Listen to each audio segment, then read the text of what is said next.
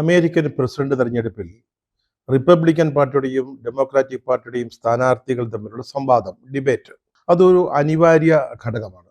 പലപ്പോഴും ഒരു സ്ഥാനാർത്ഥിയുടെ വിജയത്തെ ഈ സംവാദത്തിൽ അല്ലെങ്കിൽ ഡിബേറ്റിൽ അവരെ പ്രദർശിപ്പിക്കുന്ന മികവ് ഒരു കാരണമാവാറുണ്ട്. ഡിബേറ്റിൽ ജയിക്കുന്നവർ സാധാരണഗതിയിൽ പ്രസിഡന്റ് തെരഞ്ഞെടുപ്പിലും ജയിച്ചു വരും. 20-ാം നൂറ്റാണ്ട് പകുതിയായപ്പോഴാണ് അമേരിക്കൻ പ്രസിഡന്റ് തെരഞ്ഞെടുപ്പിൽ ഈ സംവാദം അല്ലെങ്കിൽ ഡിബേറ്റ് ഒരു പ്രധാനപ്പെട്ട ഘടകമായി മാറിയത്.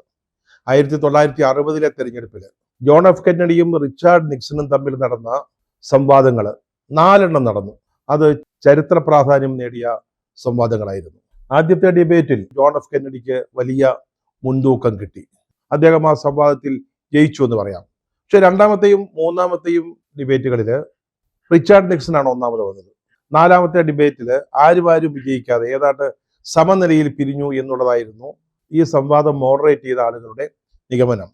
ആദ്യ ഡിബേറ്റിലെ മേൽക്കൈ കൊണ്ട് ജോൺ എഫ് കെന്നഡി അഭിപ്രായ സർവേകളിൽ ബഹുദൂരം മുമ്പിലെത്തുകയും അത് അവസാനം വരെ നിലനിർത്തുകയും തെരഞ്ഞെടുപ്പിൽ വിജയിക്കുകയും ചെയ്തു. ഇത് അമേരിക്കയിൽ പലപ്പോഴും നടക്കുന്ന കാര്യമാണ്. ഈ 2024-ലെ തെരഞ്ഞെടുപ്പ് അടുത്ത കാലത്ത് നടന്നതാണ്. നമ്മുടെ ഡൊണാൾഡ് ട്രംപ് പ്രസിഡന്റായിട്ട് തിരഞ്ഞെടുക്കപ്പെട്ട ആ മത്സരം, അതിൽ ആദ്യത്തെ സംവാദം നടന്നത് ട്രംപും അതുപോലെ ജോ ബൈഡനും തമ്മിലായിരുന്നു. മുൻ പ്രസിഡന്റ് ജോ ബൈഡൻ. ആ സംവാദത്തിൽ ജോ ബൈഡൻ തീർത്തും പരാജയപ്പെട്ടു പോയി. ഒന്നാമത് അദ്ദേഹത്തിന്റെ അനാരോഗ്യം ഒരു പ്രധാന കാരണമായിരുന്നു. അതേ തുടർന്ന് അദ്ദേഹം മത്സരരംഗത്ത് നിന്നും മാറണമെന്ന ആവശ്യം ശക്തിപ്പെട്ടു. ക്രമേണ അദ്ദേഹം മാറുകയും ചെയ്തു.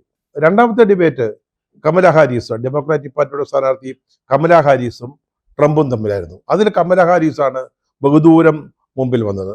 അതിനുശേഷം നടന്ന അഭിപ്രായ സർവേകളിൽ കമല ഹാരിസിന് ജനപിന്തുണ കൂടുതൽ വർദ്ധിച്ചതായിട്ട് കണ്ടു. പക്ഷേ തെരഞ്ഞെടുപ്പിൽ അന്തിമ വിജയം കിട്ടിയത് ഡൊണാൾഡ് ട്രംപിനായിരുന്നു. അങ്ങനെ പല ജനാധിപത്യ രാജ്യങ്ങളിലും മത്സരിക്കുന്ന പാർട്ടിയുടെ നേതാക്കൾ തമ്മിലൊക്കെ സംവാദങ്ങൾ നടക്കാറുണ്ട്. പക്ഷേ ഇന്ത്യയിൽ അത്തരത്തിലൊന്ന് ഉണ്ടായിട്ടുണ്ടോ എന്ന കാര്യം സംശയമാണ്. അപ്പോഴാണ് നമ്മുടെ കേരള നിയമസഭാ തെരഞ്ഞെടുപ്പ് ഏതാണ്ട് പ്രചാരണം പകുതി പിന്നിട്ട സമയത്ത് നമ്മുടെ മുഖ്യമന്ത്രി പിണറായി വിജയനും പ്രതിപക്ഷ നേതാവ് VD സതീശനും തമ്മിലൊരു സംവാദത്തിന് കളമൊരുങ്ങിയത്. അങ്ങനെ ഒന്നും സംഭവിക്കുമെന്ന് നമ്മൾ കരുതി, പക്ഷേ നടന്നില്ല. ആദ്യം സതീശൻ തന്നെയാണ് പറഞ്ഞത്, നമുക്ക് ഇതിനെക്കുറിച്ചൊരു സംവാദമാവാം. കാരണം ഇങ്ങനെ കോടിക്കണക്കിന് രൂപയുടെ PR വർക്കുകൾ, പ്രതിച്ഛായ നിർമ്മാണം, പരസ്യ പ്രചാരണങ്ങൾ, അങ്ങനെ ഈ പിണറായി സർക്കാർ എന്തോ ഒരു മഹാ അത്ഭുതമായിരുന്നു എന്ന മട്ടിൽ അങ്ങനെ പ്രചാരണം കൊണ്ടുകയറിയപ്പോൾ സതീശൻ എങ്കിൽ നമുക്ക് മുഖാമുഖം ഇരുന്ന് ഇക്കാര്യം ഒന്ന് സംസാരിക്കാം, സംവദിക്കാം. ഉടനെ തന്നെ നമ്മുടെ മുഖ്യമന്ത്രി പിണറായി വിജയൻ, എനിക്ക് തോന്നുന്നു ഈ സംവാദം കൊണ്ടുണ്ടാകാവുന്ന പ്രത്യാഘാതങ്ങളൊന്നും അദ്ദേഹം ഓർത്തിട്ടുണ്ടാവില്ല. ആദ്യം അദ്ദേഹം അതങ്ങ് സമ്മതിച്ചു. അപ്പോൾ സതീശൻ എന്ത് പറഞ്ഞു? മുഖ്യമന്ത്രി പിണറായി വിജയൻ പറയുന്ന തീയതി, പറയുന്ന സ്ഥലം, പറയുന്ന സമയം ഞാൻ അവിടെ എത്തിയേക്കാം, നമുക്ക് ഈ സംവാദം അങ്ങ് നടത്താം, അങ്ങ് കൊഴിപ്പിക്കാം. പിണറായി എവിടെ പറയുന്നു, ഏത് സമയത്ത് പറയുന്നു, അതനുസരിച്ച് സംവാദത്തിൽ പങ്കെടുക്കാൻ തയ്യാറാണെന്ന് നമ്മുടെ സതീശൻ പറഞ്ഞു. അപ്പൊ കാര്യങ്ങളുടെ കിടപ്പ് പിണറായി വിജയന് മനസ്സിലായി. അല്ലെങ്കിൽ ആരെങ്കിലുമൊക്കെ ഉപദേശിച്ചു കാണും. ഒരുപക്ഷേ നേരത്തെ ധനമന്ത്രിയായിരുന്ന നമ്മുടെ തോമസ് ഐസക് തന്നെ പറഞ്ഞു കാണും, ചെവിയിലെങ്കിലും പറഞ്ഞു കാണും, സഖാവേ വേണ്ട, അങ്ങേരുമായിട്ടൊരു സംവാദത്തിന് പോകണ്ട എന്ന് പറഞ്ഞു കാണും. കാരണം അദ്ദേഹത്തിന് ഒരു ദുരനുഭവം ഉള്ളതാണ് സതീശന്റെ കയ്യിൽ നിന്ന്. അദ്ദേഹം ഒരു ഉപദേശ രൂപേണ പറഞ്ഞിട്ടുണ്ടാകും അതിന് പോകാതിരിക്കുകയാണ് നല്ലതെന്ന്. ഉടനെ തന്നെ നമ്മുടെ മുഖ്യൻ പ്ലേറ്റ് മാറ്റി. എന്നിട്ട് പറഞ്ഞു, ഞാൻ ഈ ഫേസ്ബുക്കിൽ സംവാദം തുടങ്ങി കഴിഞ്ഞല്ലോ എന്ന് പറഞ്ഞു. അന്നേരം സതീശൻ എന്താ പറഞ്ഞത്?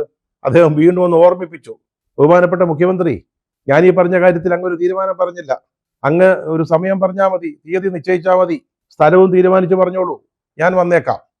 ഇതൂടെ ആയപ്പോൾ സത്യം പറഞ്ഞാൽ നമ്മുടെ മുഖ്യമന്ത്രി കുടുങ്ങി എന്ന് തന്നെ പറയാം, കുടുങ്ങി എന്ന് തന്നെ പറയണം. അതേ ഉടനെ പ്ലേറ്റ് അങ്ങ് മാറ്റിവെച്ചു.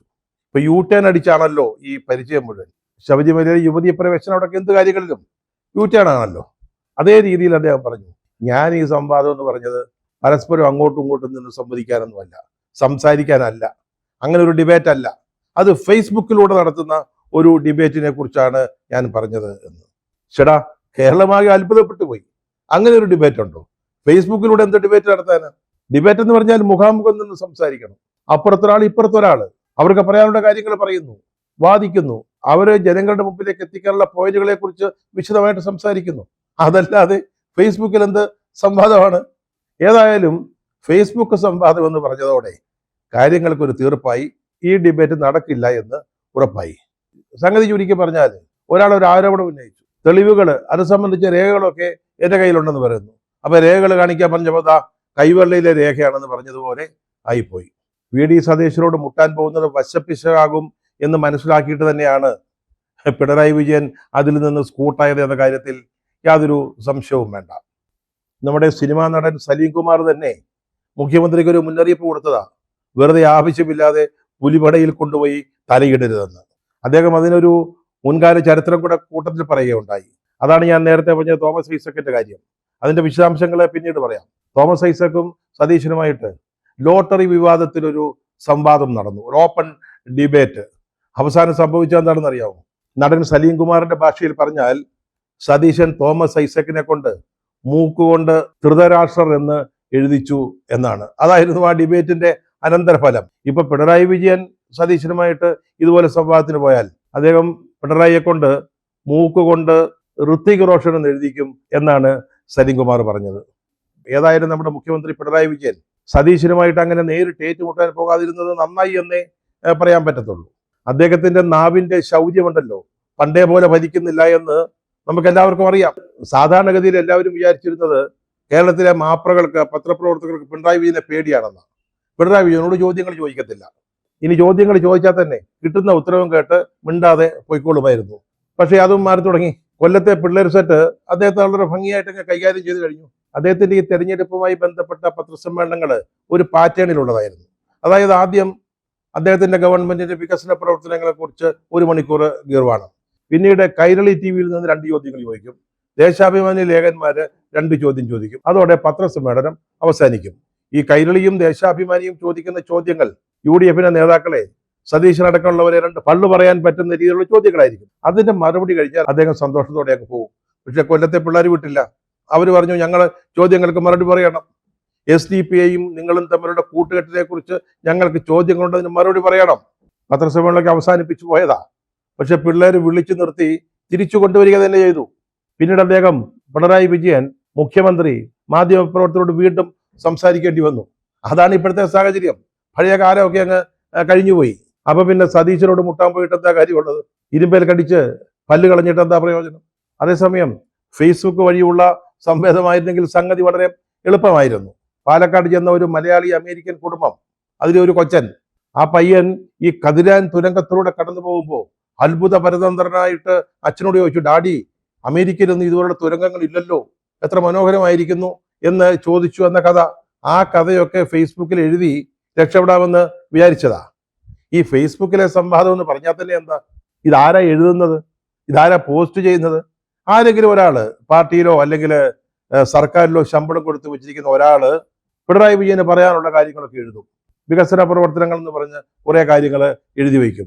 അത് അദ്ദേഹം തന്നെ ഫേസ്ബുക്കിൽ പോസ്റ്റ് ചെയ്യും. അതിന് സതീശൻ മറുപടി പറഞ്ഞോണം. ആ ഒരു സംവാദമാണ് അദ്ദേഹം ഉദ്ദേശിച്ചത്. അദ്ദേഹത്തിന് അവിടെ ബന്ധമൊന്നുമില്ല. എന്താണ് പറയുന്നത് എന്നൊന്നും അദ്ദേഹത്തിന്റെ വിഷയമല്ല. ആരെങ്കിലും എഴുതും, ആരെങ്കിലും അത് ഫേസ്ബുക്കിൽ പോസ്റ്റ് ചെയ്യും, പിന്നെ സംവാദം.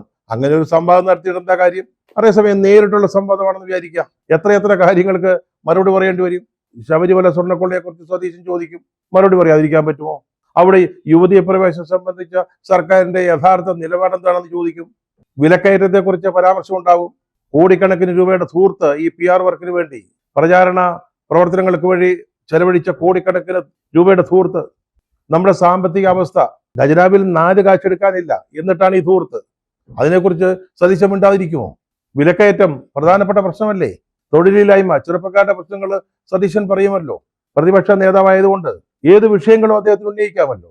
എന്തിന് ഏറ്റവും അവസാനം കോവിഡ് കാലത്തെ ഇടപാടുകളിൽ മെഡിക്കൽ ഉപകരണങ്ങൾ വാങ്ങിച്ചതുമായി ബന്ധപ്പെട്ട 50 കോടി രൂപയുടെ കൊള്ളയെക്കുറിച്ച് ഇന്ന് പുറത്തു വന്ന ഓഡിറ്റ് റിപ്പോർട്ട് വരെ ചർച്ചയാകും. അതിനൊക്കെ മറുപടി പറയേണ്ടി വരും.